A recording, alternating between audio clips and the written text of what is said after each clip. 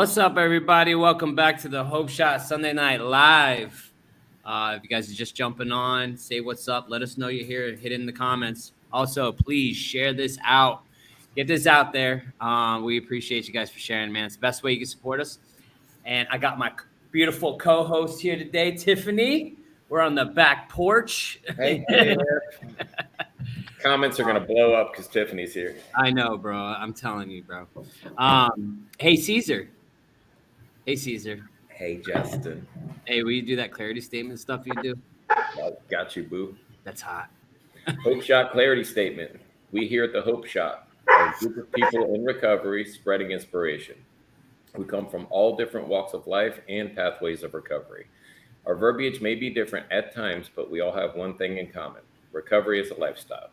We support all pathways of recovery. It doesn't matter how you get from A to Z, just get there. Thank you for being a part of our Hope Shot family. Thank you, Caesar. You know, you're the best at that. If anybody else was reading it, bro, I don't think it'd be that clear. You know what I mean? Yay, I can read. I can read. Oh, what's up, Phil Tyler? Against the odds, my man. Happy Sunday. We got Brett in the house. Sobriety never bought and paid for. It's on a lease option and rents due daily. Pay up, sucker. Pay up, sucker. We got Carrie. What's up, Carrie? We got Heather. What's up? And we got Shannon. Hi, beautiful people. You know, she comes only when Tiffany comes on. I don't know why. I never see her in the comments. I told you. It's weird. It's just weird. It gets lit when Tiffany's on. She's got a fan club. Stop. You're giving her a complex now. I only speak the truth. All right. So tonight we have a few things we'd like to talk about. You know, there's a lot of things that been going on this last week, all kinds of new stuff for me. Caesar just got back from vacation, which is how was it, Caesar? How was vacation? What'd you do? Dude, vacation was amazing. We got a cabin in the mountains in Boone, North Carolina, and kind of shut the world out and played in creeks and went on hikes in mountains. Uncle Nate came up, flew in for my daughter's birthday, and stayed a couple days with us. And man, we did an awesome hike down to a waterfall. And it started pouring when we got to the waterfall, and the whole hike back was like straight uphill, but we made it, and it was awesome, man. So it was good to unplug. I feel very blessed to be able to take my family on a vacation. I say that every year. Until I got into recovery, I was never able to do anything like that. I wasn't really able to leave the source, you know. I couldn't get too far away from that. So I was kind of chained to where I was, but I just feel blessed. I feel refreshed. We came back, and you know, it feels good to be, after a week, feels good to be back in our own house, in my own bed. 1 week is enough. I've got some friends in recovery that have been traveling Europe now for, I don't know, going on 2 months. And I don't know how they do that. I missed home after 1 week. So, yeah. But then again, you know, I wasn't hopping from place to place in Europe. That might be worth 2 months of my life. Who knows? Definitely. Yeah, Tiffany was up in Tennessee too, chasing waterfalls as well. But TLC is probably playing in the background. I don't know if that gives my age away, but whatever. Don't go chase. No. It's incredible, man. We were talking, I would love to live in the mountains, you know, sometime in the future. Just, I don't even know, maybe a Hope Shot Airbnb project that we can use it whenever we want and rent it out for the rest of the time. We find a campground up there and have a retreat, bro. No, I like the whole having our own cabin thing. It's not the same, but whatever. You can camp in the backyard while we're in the cabin. See, you're shooting me down again, Caesar. Here we go. I'm gonna mute now. Bye. All right, see ya. Cool, man. That sounds like a great time, man. I need a vacation, I'll tell you that. But we had a lot of new stuff going on this week. So I want to talk about like hitting your full potential in life. Like, what does that look like for you? What does it look like to hit your full potential? Maybe you're not there yet. Maybe you see yourself in a different life, you know, and maybe what holds you back from it, you know? That's something that I mean, the stuff I'm doing today, man, I never thought it was even possible for a guy like me. You know, I didn't think I was going to be anything but a drugged out freaking drywaller for the rest of my life. I didn't think growing or being anything different, or I didn't even think I was going to be married, but here I am sitting next to my wife. So there's that, you know what I mean? Like, you know, but what does it look like, and what kind of goals, what kind of, I don't know, what kind of plan, what kind of roadmap do you have to get somewhere where you want to be? And maybe you don't even know what that looks like yet, but you know, for the longest time in my life, I always kept stunting my growth. And that's something I keep saying is like, man, I haven't even hit my full potential yet. And I keep fucking my life up, so I'll never get there. And I got tired of doing that. And for the last 4 years of my life, I've literally chiseled that tapping into that full potential. Like I'm just tapping the surface where it could be. But I know if I go back out or do something dumb, I'm going to be right back and starting over. And I'm never going to reach that full where I'm supposed to be, you know? And it really, every time I hit another like level in my life, and I call it levels because I level up every time I hit a new year in recovery. Like I'm leveling up every time. As long as I keep open-minded, like I have to be open-minded to new possibilities. I have to be open to new ways of doing things, like, because my ways are not always the best. And sometimes every time I'll hit a ceiling in my life, and it takes a different form of perspective in order for me to grow. Right. So like my reality is my reality, but having people around me like Cedar, Nate, Janelle, Tiffany's, those are the people that help me hit that next perspective as well, to give me that boost. Like I probably wouldn't be doing half the stuff I'm doing if it wasn't a guy cheering me on behind me, right? That's usually how it goes. So, and every time I hit another level of perspective, that helps me to see it clearly, you know? And the things that I've done shit in this past week, man, like I don't know. I probably wouldn't be here or trying to do new things if it wasn't for all these people being my cheerleaders, right? Because we need cheerleaders in our life. And that's why you surround yourself with those people. Like, listen, pom-poms and all, mofo. Like, seriously, like we need cheerleaders, the people that are going to sit there behind us and says, you can do this. You know, it's like I was talking to somebody earlier, man, or the other day, man. I was like, listen, I believe in you. And the reason like I reach out and the reason I talk to people that are struggling right now is because I was the dude struggling and somebody was doing it for me. And in turn, that's how it goes. It's like a chain effect, you know, like people before me are helping me. And then next thing you know, I'm helping somebody else. And that's one thing I told her was like, you know, you're getting clean right now for the future you that doesn't think they can do it. You know what I mean? It's the person that's like on the other side that's in addiction right now and doesn't even know they're about to hit a freaking rock bottom, you know? And you're going to be there to help them through their freaking mess. You know, even if you're not doing it for you, at least do it for those people. You know what I mean? The future you that you might not see, you know? So that's what, like, most of the time I stay because I want to be able to see where this life takes me and what kind of mountaintops can I hit? You know what I mean? Like, man, I've learned so much in these 4 years. I've learned to do Venetian plaster. I've learned video editing. I've learned marketing of a business. I've learned how to be a husband. I've learned how to be a father. I've learned how to do live streaming. I've learned how to do all this stuff, man. And it's cool because we get to learn, we get to grow, we get to have all these awesome people come on with me every Sunday, no matter what, you know? And that's a good life, man. You know, that's a great life. So that's what I got. Anybody else? And Janelle, can you show everybody your shirt real quick? Yes. That's the OG. OG of shirts right there. Well, why don't we see if Janelle, would you like to chime in and we can see if you're non-robotic tonight? Am I non-robotic right now? You're non-robotic. You sound good. Good, because I'm old and technologically dumb. We real all quick, are. real We quick. stumbled through this. Real quick, if you guys haven't hit that share button, please share this out real quick. You never know who might need to hear this tonight. You're doing it for the future. You remember that.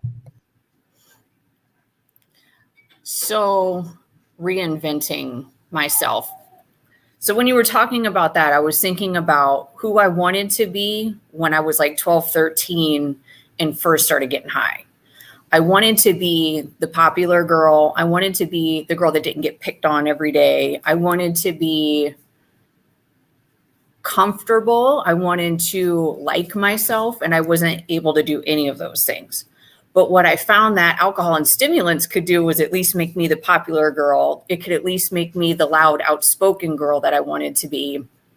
And then I quickly learned that that's all going to make me hate myself even worse and put myself in really bad spots. So when I got clean, what I wanted to do was to survive to be 20 and then 21 and then 23. And then I will proudly say that I am 41 and still hot sometimes.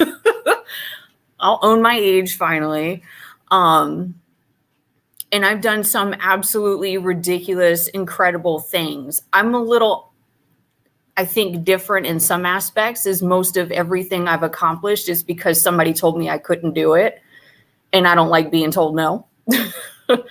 So when somebody told me I could not go to school, I went to school. I had a 4.0 and I killed it. When somebody told me I wouldn't have a career in counseling, I started my career in counseling and I kill it every day still. When somebody told me I was never going to be in a management position, I told that bitch, watch me.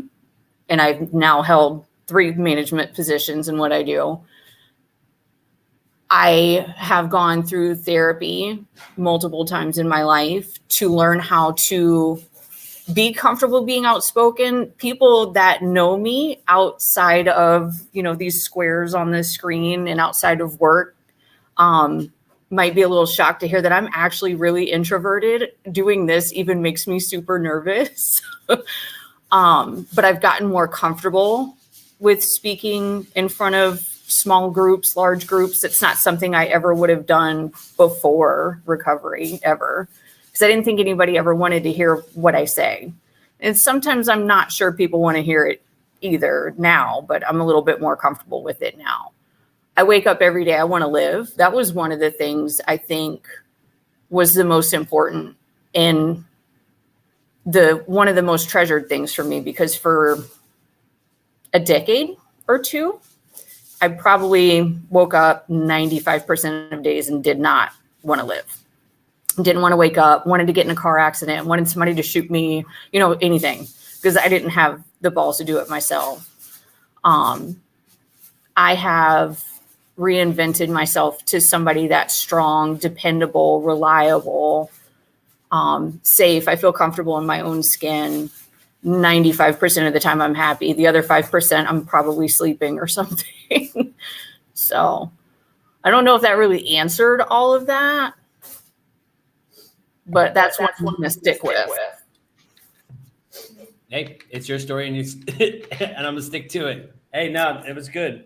I love that. I'm gonna show you. You know what I mean? That, like, you don't think I could, dude. I'm the same way. Listen, if it wasn't for the person I need to show, I wouldn't be here in recovery, because I had to show them. They said, "Oh, you're a felon. You'll never get that license to do whatever and to be a contractor." And I was like, "I'm gonna show you," and I did, and I passed, and I got it, and it set the wheels in motion to be where I am today.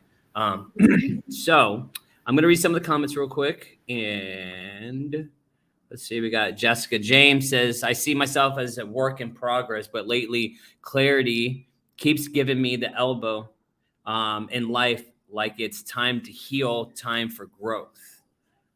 We got Amanda says, "I feel the same way. You are speaking the exact way I've been feeling. It's like I'm stuck in a position, but I want to go so much further. I see what I want, and just want to keep building."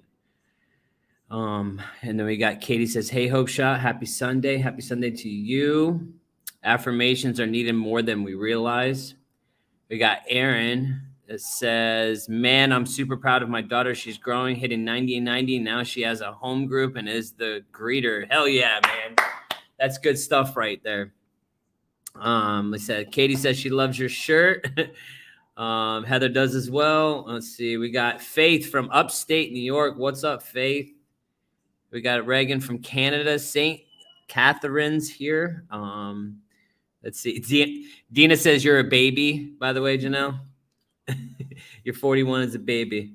Let's see. We got Lisa in the house. If we don't create a new life in recovery and go back to our old things, we will continue to live in the same cycle. I love how Janelle said reinvent. Oh, I miss you, Lisa. Stephanie says you rock, Janelle. Let's see. We got, why is Tiffany so beautiful all the time? She just is.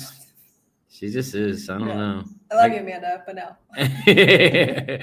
We got Heather says, I think that's the first process of leveling up during recovery is waking up and not wanting to die today.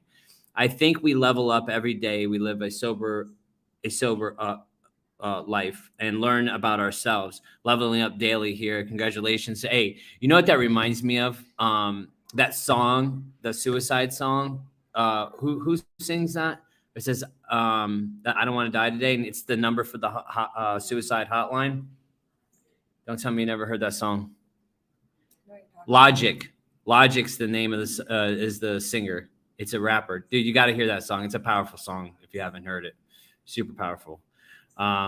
Yes, Joe, thank you. Logic. It's actually the suicide hotline's number is the song title. It's pretty cool. All right. So, Nate, what's up, my friend? What's up, everybody? Here with you all tonight. So my potential. Well, I think, Janelle said a lot of stuff that I was thinking as well. It's like, first I have to realize that I have potential at all. You know what I mean? I came into this deal so broken and desperate and empty of like all self-esteem, all self-worth. I had zero connections like with my community, my family, friends, not a God or whatever. So yeah, for me, it was like first and foremost, I had to discover that I was worthy of having potential, or that I had any of it to begin with. Like I didn't think I had potential to do anything except stick a needle in my arm and go to prison every couple of years. That was like my routine. That was my life, and I got beaten down so bad to where I couldn't even conceive of my capabilities, or the possibility of me amounting to anything other than what I already was, thus perpetuating the same behaviors over and over. Because now after 2 decades of being out there, I was consumed with so much guilt, shame, and regret that I just continued to perpetuate these these same behaviors, so I didn't have to experience those on a daily basis, which I still did. But I mean, I would just suppress them and just become oblivious through substance. And so I get into this deal, right? And I have no idea who I am. I have no identity. I was never invented to begin with, so I don't know what to reinvent myself into, because I started shooting heroin when I was 15 years old, so like I don't know what I'm supposed to be, but when I got here this time, I just knew that I couldn't be what I was anymore. I was so exhausted in every sense of the word, not just sleepy, but I was beaten down, and in that desperation, I was able to become very open-minded to what others had to say. And through the grace of my source, I was surrounded by the exact people that needed to be in my life, so I could see, what potential was, what it meant to reinvent yourself, how to be a man of integrity, how to be a good human being, how to be a friend, how to be an employee, how to be a family member. I had no frame of reference for the most simplest and trivial things that people probably take for granted. I never paid a bill. I never, had stuff in my name. I didn't know. I had no adult experience at all. But like I said, I was, plugged into these group of guys and this fellowship to where I finally saw what it meant. And also, which was, another miracle in my life, I saw somebody that was exactly like me who was living their best life. I hate that. They're living their best life. No, but no, I saw somebody that been through exactly what I've been through, saw what I saw, felt what I felt, and he is successful. He has his own home, and for a guy that's coming into recovery, this is the stuff that's attractive. I'm not even thinking about the stuff that's going on inside of him. I'm just like, damn, man, he's got his stuff together. He's got his own car. He's got his own house. I'm like, man, this looks attractive. And that's what pulled me in. Right. But what I discover once I start getting vulnerable and working with another guy and going through this process is that my potential, my ability to discover my purpose has absolutely nothing to do with the external and everything to do with the internal. It's an inside job through and through. And once I started tackling that, which is continuously being tackled to this very day, I assure you, only then I was able to start seeing or accepting that I was worthy of recovery or worthy of having potential or inventing myself into something other than what I was, and that for me changed my entire trajectory. I was and now the things that have continued to happen in my life are a direct result for me continuing to do what I did in the beginning, which is continue to take suggestions, continue to practice humility on a daily basis, and continue to ask my source for help every day and show up for those who need it, and man, I had no idea, what was in store for me. And I marvel over some of the blessings that are in my life today. And like Justin said, man, I understand wholeheartedly that I am merely scratching the surface of who I am and what I could possibly be. But I also am super grateful and try not to future trip too heavy and be like, because for a guy like me, I can get really lost in, well, I should be here right now instead of, I should be there right now instead of here, and but luckily, not luckily, but because I am connected to my source, because I am connected to my people, I am constantly reminded, that of who I am and that I am worth something, because left to my own devices, I will seriously question this still today, not all the time, but at certain times. And so for me, just putting a few days together early on, that was me maximizing my potential at that time. And today, a few years later, it's a matter of, what's next? What can I do today? How can I build my connection to my source? How can I be of more service to others? And how can I continue to evolve in this in my daily life? Because I feel like my ultimate potential is it lies in that purpose alone. You know what I mean? Because I feel every single external blessing that came for me is a result of the internal work that I've done, and what I keep on discovering is when I get out of the way and stop trying to, play, call the shots and pull the strings, exactly what's meant for me is presented to me. It comes, it unfolds right in front of me, and it's my responsibility to have the perception and have the humility to receive these messages, receive these lessons, however that looks. And yeah, so I mean, man, my life today is just a bundle of blessings. Everything that I get to experience today, these are things that I mean, some of the things are things I dreamed of when I was sitting in solitary in prison, and some of these things are stuff that I could never even dream of because I didn't have the wherewithal or the mind space to believe that these things could possibly even happen. And yeah, I get to, run a business. I get to, surf when I want to. I get to get on a plane and travel to North Carolina because my dear friend's daughter, it was her birthday wish for me to be there on her birthday, and I get to still be human. I get to, not be okay with not having my daughter.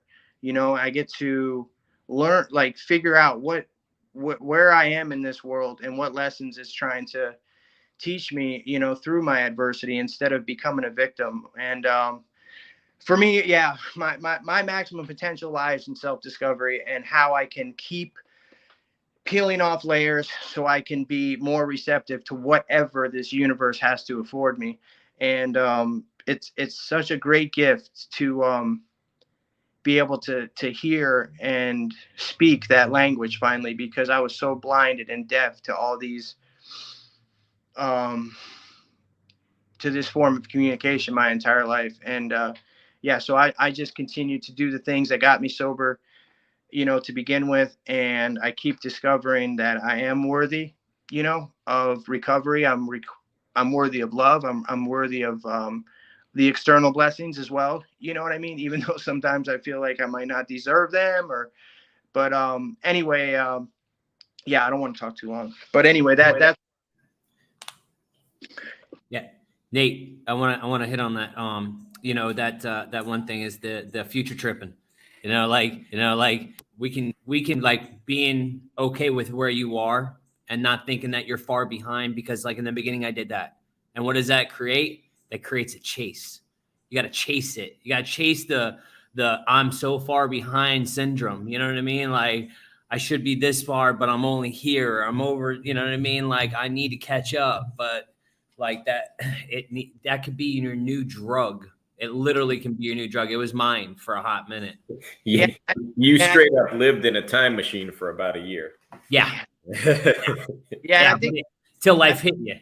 I think that's why, like, for me, like one of my main, and I'm not saying it's overlooked, but I feel like it's not talked about enough. But that humility, man, because if I can have a little bit of humility, I can really see where I'm at today and how blessed I truly am. You know what I mean? Because I know where I've been, and I work with others on a daily basis that would die to like have this sense of peace or sense of serenity or calmness or, all these gifts, man, all these internal gifts that I have, man. I'm just, it really doesn't matter what happens outside of me today or what I have or don't have. It matters like that I am okay, regardless of what happens in this world with a person, with a place, or with a thing, and that for me is reinventing myself, because I was never able to be okay with who I was at all. So yeah, beautiful stuff. We got a lot of comments on that, especially the future tripping. Future tripping is a real thing. Real life it is. We got Jessica James says, first time in so long, the unknown of future me excites me. Beautiful. And that's what it like. It shouldn't be fear involved. It should be excitement for what's the hold. You know what I mean? It's crazy how we'll flip that quick too. You got Jason says, future tripping and past reliving and steal my joy and gratitude from where I'm living in today. Reagan says sober living is a blessing, not a lesson. We got Shannon says fire Nate. Yes, Nate. We got Russell Pasco in the house. What's up, family? Love y'all. My man. Let's see. We got Jessica says drop that mic, Nate. Felt that. We got Katie says Nate's always dropping the mic. Thank you. Let's see who else we got. We got Jeremy. Jeremy, what's up, buddy? What's up, guys? We got Lisa says Nate, you just helped me figure me out. Future tripping. I have been tripping and falling into piles of crap for months because of this. Thank you. I guess Destiny says I'm 45 and I feel like I'm starting all over. However, I won't have it any other way. After this amount of time, I welcome change and growth. The more I learn, the less I know, but more eager I am to learn. Great share, thank you. And we gotta read Lisa. More will be revealed the longer I stay. God has major plans, and I'm ready to see what's in store. Amen. Kylie says I'm late tonight, but wanted to say hello, and I got my shirt and love it. Let's see. We got Christina said, love hearing you share, Nate. You speak the truth and give me hope. So we're gonna bring it over to Tiffany. Sorry, I was like, I'm gonna go to Caesar. I'm like, wait, no, I said Tiffany. Wait, no, and I'm like, I had an awkward moment for a minute. Caesar, do you have good stuff to drop on this one? Yeah, but it all can wait for after you. You're like the star of the show. You go right ahead. I'm not. I don't even have anything for this topic, right? Tapping into your full potential. Well, I mean, that's been an interesting question because after last year, and then I thought I had it all figured out, and then somebody mentioned the more I learn, the less I know. And things keep changing, every time I feel like we've got our ball rolling, and then all of a sudden things switch up and it's like, all right. And you put on different hats, and I'm just trying to find a place. And it's each one tapping into your full potential. I mean, for me, it's what is my full potential? What does that look like? And then, we were all just chatting about the future tripping, I just want to stay in today, and what can I do today to help my future self? Sometimes all that is getting up and opening the windows for the day, Or making the bed. Well, I make the bed I have to make the bed, but it's those routines. Sometimes that's all I can do to help my future self, to keep myself from falling into the holes that, sometimes are wanted to fall in. But then there's other days where I have dreams and goals and aspirations that it's oh, if only I could, or if I want to, I can. I just got to take step A, B, and C, and it's but really lately over the last week or so, I have had a lot of thought on my spiritual potential per se. As far as growing up, I have a few women who, two of them I'm still in contact with, and one of them was my grandmother who has passed away. They were so spiritually content, and I just found it so incredible that no matter what went on around them, they were just at peace and had such a joy. And that's something that I really do hope that I can find and feel a place in, as far as having potential and being in a space of, because I feel we get put in certain situations. I feel where I thought, I'm doing good, man. I'm really, wow. And then you get tested, right? And you realize you're not doing so good, and you got a lot of work to do. Well, this is me, sorry, but I got a lot of work to do on myself. And so that was something that happened for me this week. And I want to reach more so into the potential of being more spiritually zen, regardless of outside going on around me. That's all I got. Awesome. Thanks, babe. I'm going to read some of the comments. She's more zen than me, I'll tell you right now. So I'm trying to reach that potential. Let's see. I love you, Shannon. I love you, Lisa. Yes, Shannon says, I love you, Tiffany. We got Aaron says, haha, speaking of finding your place, the daughter just got home from her meeting. Awesome. Let's see. We got Kyle says, what is the opinion on having a spouse or family member that's in addiction and just refuse your help and gets upset, would rather a cheerleader than tough love, even though the words and actions are out of love? Caesar, you want to answer that? No, I'm kidding. Honesty. No, I'm just kidding. We've talked about it before. You just have to set boundaries. And if you have somebody living in your house that has not found this thing yet, that is still active, you have to protect your recovery and whatever that looks like for you. You know, so if there's actions that you find unacceptable, then you set that boundary and say, you know, I will not allow you to do A, B, and C in my presence. And that's all you can do. You know, you can't force somebody to get into recovery. You can't pray them into recovery. They have to find their way themselves. And it's tough. It's not always easy. And I would love to say that, you know, you can just love somebody right into recovery, but that person may never find it, is the sad truth. So the best you can do, set those boundaries, be loving, but don't enable, you know, and if you need help, reach out and get the help. You know, don't spend your time trying to fix somebody else. Keep trying to maintain your own recovery and be the strength and the example, so that the person that's still out there can look to you and say, well, I want that. And then you can always say, hey, if you want this, you have to do A, B, and C. And here's the phone number of somebody that you can call because I'm too close to the situation and I don't think I can be of help. And that's just my experience with it. There's no perfect answer. There's no perfect way to do it. But as long as you protect your own sobriety or recovery, you'll be in a much better position to be of service. Perfect. That's my 2 cents. Awesome. Thanks. I love your 2 cents. Let's see. We got Stephanie says, yes, make your bed every day. Actually, listen, Tiffany left.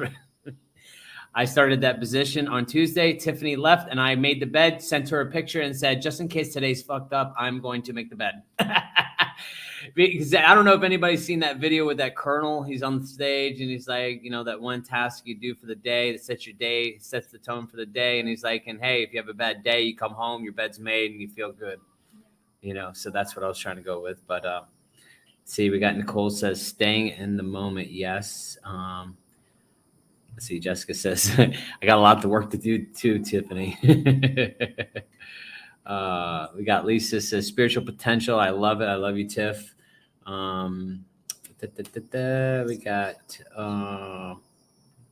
Stephanie says, well said, Caesar. And Kyle says, thank you, Caesar. So now we're going to give it over to Caesar. Oh, a double dose of Caesar? Yeah, dude, triple dose, bro. We're going to drop it. So I was talking to Nate on the phone the other day, and I don't really remember exactly what we were talking about, but the gist of it was we're the kind of guys that got arrested when we were already incarcerated. You know, like that's the people we were. We're already locked up, and then we got arrested while we were locked up and put deeper into the lockup. So that being said, you know, the first thing was when I, how'd you word it? What's the topic exactly? Reinventing? It's reinventing or tapping into your full potential. So the first time I reinvented myself is when I went from being a hopeless junkie to a person in recovery. You know, that's a big reinvention when I humbled myself enough to ask somebody to help me. And it's not an easy conversation because basically what I was saying is, excuse me, sir, can you show me how to live? Because I have absolutely no clue how to live without a substance in me. And that's a huge reinvention. Every thought, everything I had ever known, I was moving into a life that was the complete opposite of that. From selfish and self-centered, working towards selfless and altruistic and being of service. And these things were all foreign to me.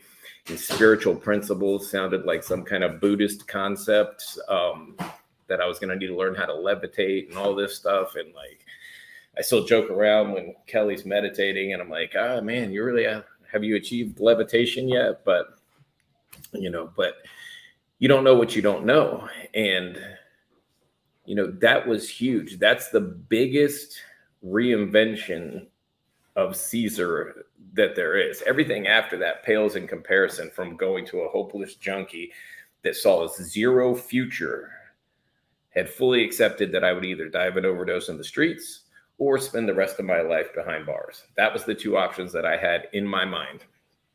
And I had accepted that. Then somebody shows me the path, and I don't dictate terms. I don't say, oh, well, that sounds good. I'll do A, B, and D, but I'm not going to do C. I just did what was laid out in front of me. I had lost my will to fight and argue and try to use my own way, because my own way got me in the same spot every single time. And it was back locked up, or locked up in the lockup, which is even worse. So, that's early on, man. That it's funny.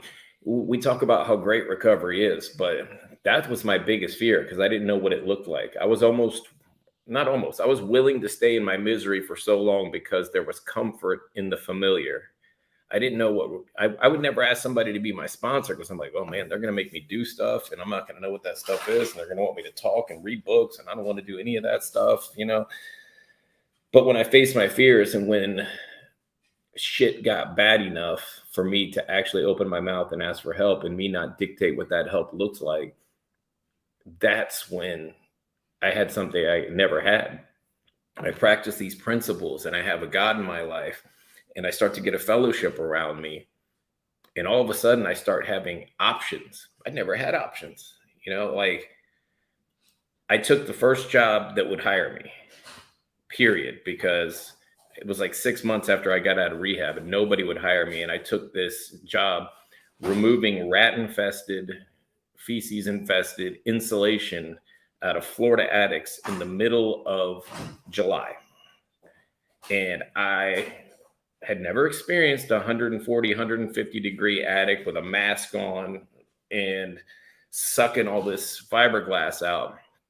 But I was grateful, and I showed up early, and I stayed late, and I asked questions and did everything I could do to move up. And I did. I moved up, and I moved up again and again and again. And that's only because of the recovery life that I live, the integrity that I have in my life, the humility that I have, that I was grateful to be able to have a job and get a check. It was my sponsor that was like, hey, bro, are you going to start looking for something else? And I was like, why would I look for something else? I get a check every week. This is great. I've never earned legit money, and he's like, you can't, I think I was 38 at the time.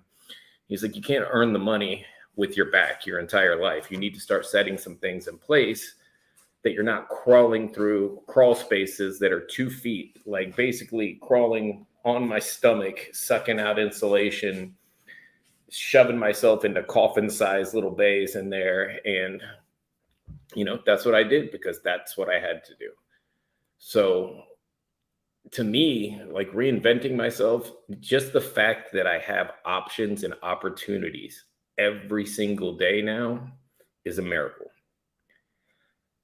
As long as I take the opportunities to serve, I can continue to grow. As long as I don't get back into that selfishness and go, my crap's more important than that. And I stop taking the phone calls from the guys, and I stop doing the gratitude stuff. As long as I stay working a program of recovery, my options are endless. And I can't even tell you what the future looks like, but it's bright, and I'm not afraid of it. And I literally feel like I can do anything. And I like what Janelle said. I'm highly motivated by somebody that tells me I can't do something, but that's only because of recovery, because I was highly fearful of anything. I was afraid to fail. I wouldn't try something because I might not be the best at it. Today, I'll try anything. Like, I don't care if I look stupid. I'd rather have the experience than sit on the sidelines just because I might not be good at it. And, you know, that attitude came from recovery, period. So I feel like my future is bright. I feel like, I don't know, everyone on this screen, I believe that we're not going to even fathom what our potential is, you know, where we can go, how many people we can help. But as long as I'm not like focused on the material stuff, as long as I'm not like, oh man, you know, if I could have this car and this TV, I work really hard for it. As long as my motives are good, it seems like God just keeps putting awesome stuff in my path. And it's not hard. I don't know how to put that. I work hard, but the things just line up. The opportunities just line up as long as I'm doing the right thing. And I never forget where I came from. You know, every time before I came in this last time, I had like the built-in forgetter thing where it wasn't that bad. Maybe I can pick up a drink. Maybe I can use on the weekend. Like none of those thoughts are there. I stay right in the middle of the boat. I stay surrounded by my people. I stay seeking spiritual growth. And when I do those, it's like I stop swimming upstream and like the boat's kind of just coasting with the river water and things line up. And I see it in everybody else's life. Like when they're really doing this thing, like that promise of fear of financial insecurity, it has left me. Like I don't worry about money. I don't worry about like the stuff that used to be like the biggest things in the world, because my higher power has put the opportunities in my life and I've put in the work to go after them when the opportunity is there. And if I continue to do that, I feel like I'm going to continue to be successful, whether that's monetarily or spiritually successful, whatever that looks like to you. But I have a peace of mind that's great. We just went on this vacation and unplugged from the phones. And I got to watch my kids like skipping rocks and playing in the creek, and nobody was staring at their phones the entire time. And just that time away in nature was incredible. Like it was fulfilling. And if you had asked me early on, like what this life beyond my wildest dreams would look like, it certainly wouldn't have been playing in a creek with my kids, but that's more valuable than any of the BS that I would have come up with, all the freaking materialistic crap and sports cars and boats that I would have said early on. Oh, what's a life beyond your wildest dreams? Oh, a yacht and a freaking this and a that. I don't give a crap about any of that. Watching my kids grow up and being a good dad, being considered reliable and being considered a good person, people trust me, that fills me up way more than, I mean, I know almost everybody on here can relate. Like I buy like a new TV and the next day, I don't give a crap about that TV that I spent all that money on. You know, like it's just, none of that stuff fills my soul. I think it will sometimes. I'm like, oh man, if I had that Jeep, boy, I'd be happy. But I know better. Happiness has nothing to do with external items in my life. Happiness has everything to do with my spirituality and my connection to the human beings around me and spreading love and not chaos. And when I do that stuff, my heart's full and my happiness is full, and I get to live in the now and appreciate what is going on around me. Like being on this podcast, like sitting in my own home after we've been on vacation and just being completely comfortable. I put on this shirt for you guys, but the pajamas are on the bottom. I love you guys, man. This turned out to be a really good topic, Justin. Thanks, man. Yeah, man. I've been thinking about it hardcore lately because like there's so much newness, man. You're just saying like, you know, there's so much new happening. And I used to be so fear-ridden, dude. Crippling fear of stuff that's going to happen, like change. I always told Tiffany, I hate change. I hate it so much. Like I will stay the same forever. Like I used to like be crippling with fear when stuff would change and I'd get all out of whack and like, I don't know how to handle myself. And then I'm in this mood because like things are not the same. And like, I've learned how to like be okay with change and be able to understand why it's changing and like wanting to try new things like food. Like I like once I stick to something on food, I'll stick to it. Like I'll eat the same shit over and over and over and over. Listen, that's different though. That's on the health kick. I'm talking about going to a restaurant where it's not healthy, okay, and eating the same exact thing every single time, or going to the same restaurant and eating the exact same thing at the same restaurant in the same place over and over and over and over, like trying nothing new, you know? Yeah, that's me. But like this last week, man, I'm going into a whole different position. I got a different haircut. Like it's a little messed up right now, but whatever. I got a different haircut. I cleaned out my truck, dude. Like, listen, you want to talk about materialistic things. I had my carpets and my upholstery cleaned because, listen, I do drywall. Like drywall, you fuck up everything. Like it gets in every crevice of every crack. And yeah, anyways. And like, so drywall's everywhere. Like, and then every time I cleaned it, it just get messed up like the next day. And I'm like, fuck, there's no point, you know? But finally, man, like I'm going to this new thing, dude, and I'm finally could be able to appreciate my things that I do have. My truck, man, I love my truck, but the inside was hell. It's disgusting. And finally, I got to clean it. And dude, I had the worst day Friday. Like I went to go clean my truck, go through a car wash. They ripped off the plastic piece on the front of my truck after I just got new floor mats, and I got like, you know, the inside was about to get clean, and then like, man. And it is what it is, you know. I got a new plastic piece ordered, but man, it felt good to have your truck look good on the inside. You know, it's like you can clean up the outside, but the inside is like a fucking hellhole. Same with us, man. And like I cleaned up the inside and I got the seats done, man. It looks like a brand new truck, and I'm like,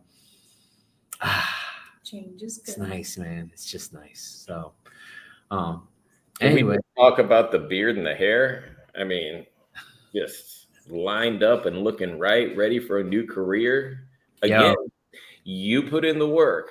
You leave the outcome to your higher power. So you're doing what you're supposed to do. You don't get to dictate what happens after that. Oh, I want to though, bro. But you don't. I mean, you can think you know, but you ain't gonna know. Hey, you know what's funny, dude? I just went online and ordered some like dress pants and stuff. Like, I'm like, bro, like I'm going from drywaller to salesperson and dress pants and like polos and stuff like that. And I'm like, shit, man. Listen, you're braver than me. You're ordering pants online. Oh my God, it's going to fit well. I got to try them bad boys on. I don't trust them. I know, but like, listen, I don't. I went to Kohl's, dude. I went to Kohl's to try to get some, and it wasn't happening. I went to a few places, dude, and I'm like, holy crap! You didn't have me with you. I'll get you dressed right. It was bad, anyways, but it was bad. But it's all good, man. And, you know, I'm just doing the next step. And it's going to be a great week. You know, I got a lot of things, a lot of new things happening. I know exactly what to do. I do business, you know, so, let's see. I'm going to read some comments, man. Unless you guys want to comment on anything that was said, it's up to you guys. You guys can chime in. Janelle, you want to? I do, because I keep thinking about what Nate said about looking at the other men in recovery and trying to figure out who he wanted to be. And it had me thinking when I first got in, being told, because I don't trust other women. Well, I used to not trust other women. And I think what I know, most women are the same. We're like, I don't want to talk to that bitch. You know, we always try to gravitate to the guys. So somebody told me to find women that had something that I wanted, and then just stick close to them and then try to get it by osmosis, you know, just try to soak it in. So I tried to hang around the ones that looked like they had their shit together. Cause like what I know from experience now is like, I know most of the time I look like I have my shit together. I could tell you right now, I'm a hot mess. I have most of my shit together, but not all of it. And I learned that hanging around women that look like they had their stuff together, that they were just messy too. They just looked like they had it together, and it made me happier. It made me feel better, because then I was like, oh, cool. Then we're all hot messes. That's great. That's awesome. That makes me feel good. But that was probably one of the best pieces of advice that I got in early recovery, was just hanging around people that had what I wanted or had what I needed. You know, it's just like, I could not stop thinking about that when Nate said that. So I'm really glad you said that. Oh man, now you made me want to talk. That Oh, was one of the coolest quadruple dipping though? Yeah, I don't even care, Okay. man. Quintuple. It's Caesar, though. It's Caesar. No, you know what I but mean? that was one of the coolest revelations I ever had. That all these people I put up on these pedestals are just fumbling through life, just like me. But they have a shot because they were sober and I wasn't. But once I got in and I started realizing that everyone, we talk about putting on the adult suit. Everybody's waking up in the morning, putting on the adult suit and doing the best they can. I realized it in business. I realized it in, in the recovery game, everything. Like, don't put people on pedestals, man. They are literally fumbling through life the same way we are, and they doubt themselves and they second guess themselves and they wonder if they're doing the right thing. That is being human. And I thought these people were like, in my first couple of weeks at Edna Ave, like I thought these people were like spiritual gurus. And somebody was like, don't listen to that guy. That guy's actually high. And I was like, oh, okay. I thought just because he was sitting here in this meeting meant that, he was a teacher. And they're like, no, man, like that guy's just like you. And I was like, oh, crap. I liked his stuff better than the other people's. All right, I'm done. Go ahead, Justin. I know you want to hit some comments. Yeah, I'm going to hit some comments. It's all good. Let's see. We got Jessica says, wow, you guys are so inspirational. Thank you very much. Let's see. Dina says everything is temporary. Christina says thanks for being here tonight and for everyone sharing. You all rock. Thank you for being here, Christina. She's here like every week and she's awesome. Shannon says still catch myself trying to do that. I don't know what that is, but I feel you. I think she was talking about what Janelle was talking about. Oh yeah. About the adult. Okay, there it is. I see it. I'm catching up the comments. Yes, Janelle. Yes. Being the hot mess on a daily. Yeah. Let's see. We've got Stephanie says, I've been wearing my Wonder Woman outfit since I was 5. Suit up and show up and do it. I love it. That's awesome. All right, man. So thank you guys for being here tonight. Thank you for hearing us. Thank you for showing up. Thank you for sharing it. And if you haven't shared it, share it now. Get it out there. Somebody needs to hear this tonight. Tapping into your full potential. What does that look like for you? Like, it's a new week. Like, let's start now. Let's start tapping that full potential. If you're struggling today, man, just know, like, don't have to use. It doesn't have to be an option. You can sit here and you can go through it. You can process it. You can talk to people, because every time you do start over, you're not tapping into your full potential. And that's what we're here to do. That's what I'm here to do. That's what I know these guys are here doing. And that's why we wanted to talk about it tonight. So this Wednesday, I'm like, what day is it? This Wednesday, we have our Addiction to Success, where we share stories of people from that found success in recovery. And we are doing that at 8:00 on Wednesday night. So join us. And till then, love y'all. See ya. Good night. Peace.